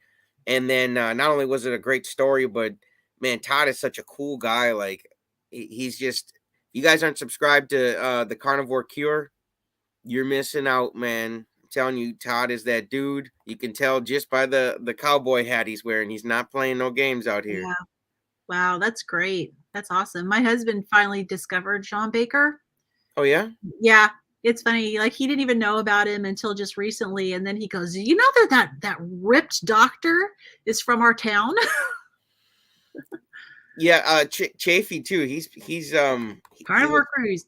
You know what? We'll have to find the link for the Carnivore Cruise and put that. Then you're gonna have so many things to put in the description. That's all right. Just send me some notes and I'll take care of it. That's not a problem. We're here to help. I'll find the link and I'll send it to you. Yeah, the sous vide, the scale, and then the Carnivore Cruise so far. Okay. And then scale. Okay, got it. Yeah, wouldn't it be great to have everybody show up at the cruise and get to finally meet everybody? Oh, I know. That would be awesome. Like a big family reunion. Oh, we got to get to these for sure. Question, do you suspect? Improved mitochondrial health may be a causal factor in carnivore health. Thank you for the question, Scott. And another super chat. Appreciate you, man. I mean, suspect? Yes. I haven't researched it, so I can't say that, like, and of course I like to research things and actually find good information online. I haven't really looked into it, but I would imagine that improved mitochondrial health, because the mitochondria is the energy factory of the cells. And so if your mitochondria is functioning better, and also you can increase the number of mitochondria in your cells as well. So, I mean, it just goes logically. You'd think that if you're giving yourself the proper nutrition, that nutrition is going to get into your cells, meaning your cells are going to work better. So theoretically, the answer would be yes, that mitochondrial health, mitochondria, and it goes through the Krebs cycle. You produce ATP, which is the energy, right? So I'd say theoretically, yes. I have not. That's my unofficial opinion. It's a great answer. Thank you for the question, Scott. Todd, thank you, bud. Appreciate you, man. Todd is, and He's ordered he's a a twisty generous straw. guy. His heart is so big, man. I'm I'm gonna have telling to you. order one of those twisty straws. But back to the mitochondrial thing, like if you think about it on the flip side, Mhm. the improper diet would also damage your mitochondria. Mm. So, which would mean, like your cellular function leads to how your whole body feels. So, Yeah, that's you guys. I'm telling you, you guys got a nurse right here answering questions. Goat meat is goat meat tasty. is tasty. I have never tried goat meat. I've had goat cheese. In fact, I put a log of goat cheese into my ground beef when I cook it.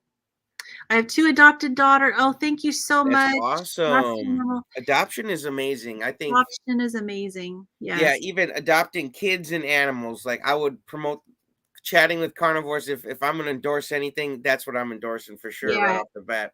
Besides the carnivore diet.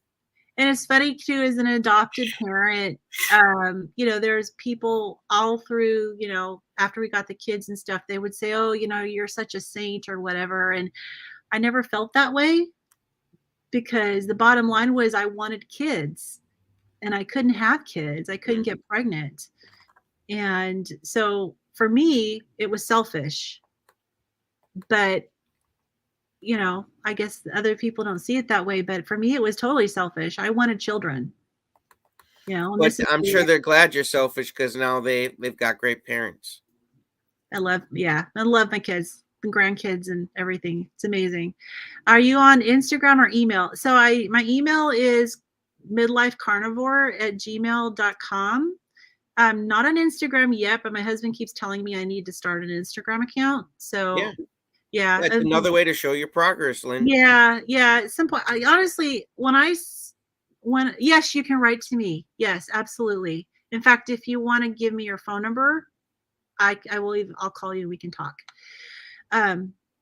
But like when I started my channel, Facts. it was literally just for me to hold myself accountable.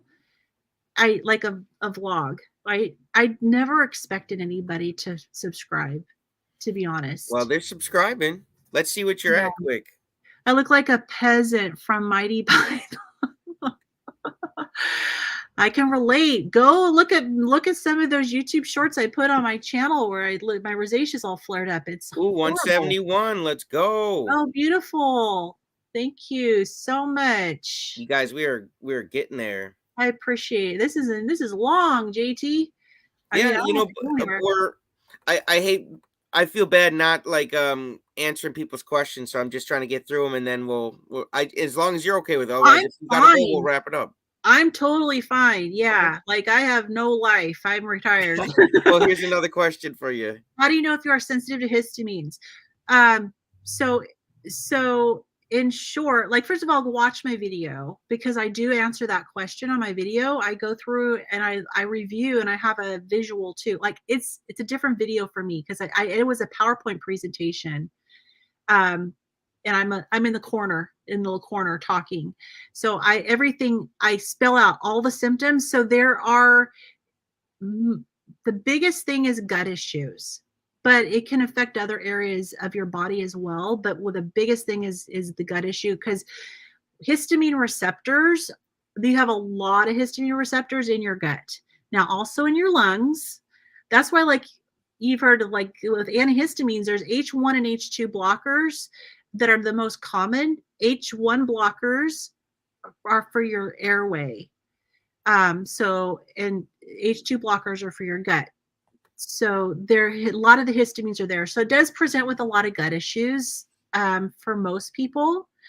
But go watch my video, because I do go into that, and I show all the most common symptoms. And yeah, she's gonna keep talking about it on her channel. Like, are you gonna keep putting specific videos about it? Your progress? Yeah, I probably will. And I'll definitely share my progress. And as much as I can, I will work on things that are more educational. I want them to be interesting, And I know a lot of people don't want to watch educational stuff, but I feel like I need to put it out there just because for the people that do want to see it. Right. and I try to make it as interesting as possible and just real. I mean, I'm a casual person. Like I'm not sitting there like lecturing. I'm just sharing information. But one thing about histamine intolerance is that it tends to be temporary.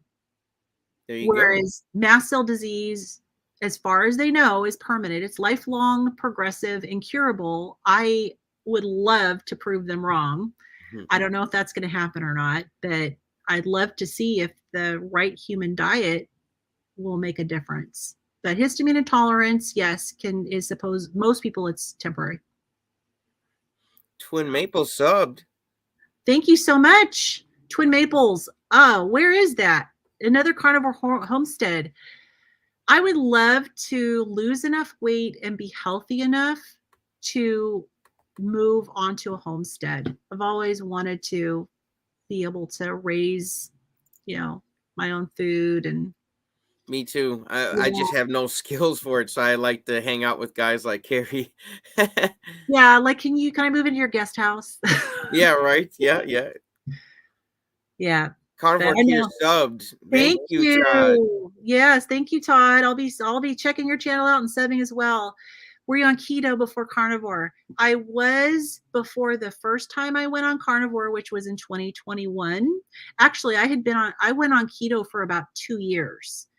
And after the first year, I plateaued as far as weight loss, but I was also having a lot of gut issues. And I had to stop because I was having too much problem with upset stomach and heartburn. And I didn't know back then that the vegetables weren't good for me and what I was eating wasn't good for me. And again, also I didn't have the mast cell disease diagnosis as well. So I don't know how much high histamine food I was eating. I was eating a lot of bacon, I'm sure. Oh. I guarantee. And those like the fat bombs that they have you make and stuff and all the things that are just substitute desserts. I can't do that. No, I just can't because psychologically it just makes me want to eat the real thing. So it's hard to imagine the heart attack diet being a healing diet. Yeah, he called it the heart attack diet, and then it became the carnivore diet. Here's one for you. I know, the gastroparesis, yes, from hernia repair. Do you think carnivore will help? I can't say for 100% sure. They got gastroparesis. So because gastroparesis is a nerve condition, it's neurological.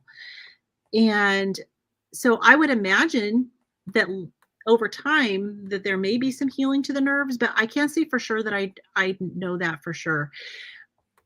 The thing with gastroparesis is that your gut doesn't move the food through. Like the stomach, digests, but also has to contract to empty the food. And with gastroparesis, it's delayed. So the food hangs out in the stomach longer. And a lot of people will vomit up their food because it just doesn't move through. So from the perspective, they may have to eat like small amounts because I know you can't eat too much at once because your stomach gets too full. Mm-hmm. So, I mean, I wish I had the answer to that. I don't. I can only speculate and theorize. And I know about gastroparesis and it's miserable. It's one of the things that I don't know how many doctors neglect to share that that's a common side effect of diabetes. They'll talk about peripheral neuropathy, they'll talk about retinal neuropathy, but they will not tell people that gastroparesis is a really common side effect of uncontrolled diabetes. I never knew that. It's one of the people suffer so much from gastroparesis because if you're not vomiting, you're at least nauseated all the time. And think about it, if food just sits there in your stomach and won't move, imagine like if you've got food poisoning and it just doesn't want to move and it's just sitting there and you feel horrible. It's awful. People suffer. I had a patient who told me he couldn't get any relief from the gastroparesis and he was being referred to a specialist. And he told me, if this doesn't work, because they can put, just like a pacemaker, they can, you know, in a heart, there's a pacemaker that they can run into your stomach to help with gastroparesis in really severe cases. And it'll actually stimulate your stomach to move the food through. Wow. He was going to hopefully get that, but he told me that if it didn't work, he was going to kill himself. Aw. And Yeah, that should never be an option, guys. Never I give know. up. And like a year later, I hadn't heard from him, and I checked back into his chart, and he had passed. So Oh, that's a shame. but it's that much suffering can be with severe gastroparesis. That's why we need to keep being vocal about this diet and how much it can Mhm. help people. Yeah, like Yeah, never but shut to up. get- I was telling Carrie they're gonna have to put a bullet through my head if they want to shut me up. Yeah, but to get it from a hernia repair, that is so sad because that's just so preventable. It was obviously a nerve was damaged from the hernia repair. Yeah. Thank you, Carnivore Scott. FYI, the after party will be on tonight. Feel free to drop by. Yeah, and one of your after parties, send Lynn an invite. I'm sure she would stop by one of these. Oh yeah, I don't know anything about after party. It's just a live stream, you know, like we're doing right here. It's his little after party live stream. So awesome. Yeah, send me yeah, you send me midlifecarnivore@gmail.com. There you go. Yep. Scott. Rick, he said he started in 1983. He's now 55. Oh, I'm 55 too. Yay. You guys are looking great. Thank you. Telling you. You see here. Here we go. A rich friend of mine in Coral Gables has a yard full of them. Are we talking about goats? You talking about iguanas, Rick? He's got a lot of iguanas in Miami. Wow, so many comments, guys. I can barely keep up here. Wow, I'm looking for the cues, though, guys. Scott. Dietary stearic acid regulates mitochondria in vivo in humans' nature. Google that. Okay, so I'm going to be able to see that in your comments for afterwards, right? I have more research as it applies to neurological disorders. Awesome. Thank you, Scott. You're too generous, my guy. I'm an academic nerd, so I love to learn. Scott, and you got the good beard going too, man. Yeah. I work on mine once in a while here. Subbing. There we go. Awesome. Thank you. Sub during carnivore chats is like going on Reddit to short GameStop. Hey, we got a lot of carnivores to sub to, so sub, man. Yeah, build up the carnivore community. Dominate YouTube. Getting the word out. It's the carnivore gospel. It is. And it's important, you know. Some people, they get sick of suffering, you know, and you think bad thoughts, and it's not the way to go. Yeah. I'm gonna have to research this stuff that Carnivore Scott is sharing. He said yes, iguanas. That's hilarious. Awesome. I think iguanas would not survive up here in Washington State. Would you try iguana? Would I try iguana? I'd have to find out first if it's low or high histamine. Rick, do you know if it's got histamine in it, iguana? Let me see if I can find that out. Yeah, and kangaroo. Would you try kangaroo? I was talking to Dave Mack about that, and he's waiting to try some kangaroo. I would try. I would have to find out again if it's histamine levels.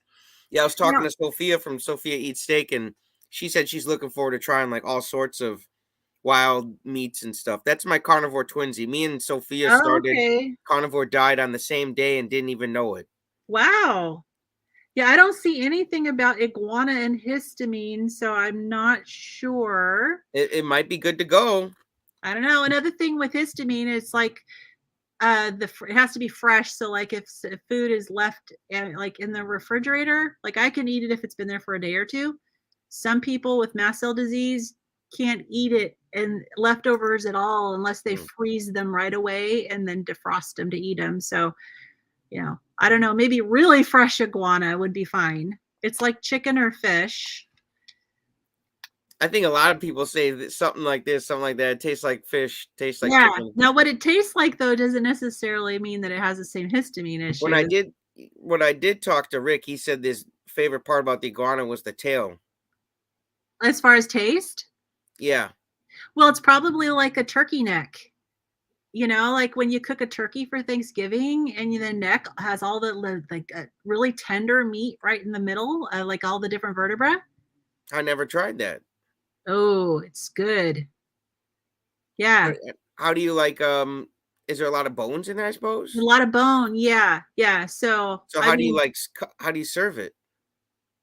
well, I mean, I just cook it with the turkey and like on the side, like when I put the turkey in the roasting pan and I just kind of put the neck and all the organs and stuff on the side and just let it cook in the juices when I roast a turkey. And it's, and then I don't have to fight anybody for it because no one else wants it. But except when I was younger and my parents were still alive and we had the family Thanksgivings, my sister, I'd have to kind of fight her for it. But See, you guys did not know tonight on Chatting with Carnivores, we talking about cooking turkey necks. How really awesome is good. that? Really, I'm telling you guys, that's why you should have the notepads out. You can write down all these different carnivore channels. You get to write down all these cool products and ways to cook things. I'm telling you, we are gonna wrap it up, but this has been fun. Like we went Yeah. over, but it was well worth it. It was awesome. Yeah, it's Yes, been great. we'll take one more here. You ever try rabbit? Have I tried rabbit? I feel personally like haven't got a hold of Bugs Bunny yet, but I feel like I've tasted it at one point, and I just have this, you know, sometimes you have this vague memory. I think so, but don't quote me on that. would you come back for an update? Absolutely. I'm gonna send out a bunch of links tomorrow. I do have an interview, but after we're doing a Friday night carnivore hangout every Friday, me and my wife. So I'm gonna send you a link, and you might even be back on tomorrow if you got time. I'm good to go. Yeah, Let's do one last check in your channel, and then we'll head on out here. sounds good. See where we're at. Boom, 174. Nice, guys. I'm pretty sure you wake up in the Thank you. morning, you're gonna be at 200. Well, thank you. It I means got the a good world to feeling me. at least. I don't have the biggest channel as Carrie, so I wish I could send you 1,000 right away, but I You know guarantee what? you'll be at 200. With what you're doing, it's going to draw more and more people. Yeah, So, and you're fun to talk to. That's another reason we went over. This was great. thank You you. guys, I hope you guys enjoyed it. My coach always says the first law of learning is repetition, okay? So replay this. You might have caught the news for a second or a notification about football or something and your mind wanders for a minute and you miss something very important. So replay this. There's value in Lynn and there's value in her story, okay? Thank Thank you you so guys much for for coming. having I'll me. catch you on the next one. I'll do my duck face on the way out, guys, okay? Peace.